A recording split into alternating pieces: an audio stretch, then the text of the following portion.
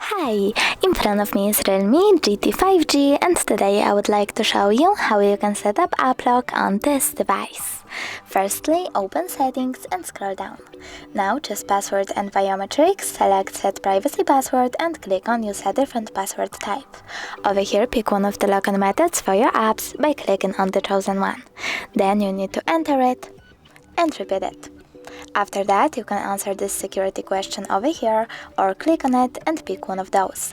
But you can also choose custom question, create it and tap at the top right corner over here. Remember to answer it, and when you're done, click at the top right corner. Over here, select app lock and choose apps that you want to lock by clicking on the switchers next to the chosen ones. I will go with calendar, so I have to click on it and go back. Now when I try to access calendar, I can see that pattern is required. Thanks so much for watching. If you enjoyed this video, don't forget to leave a like, comment and subscribe. Bye!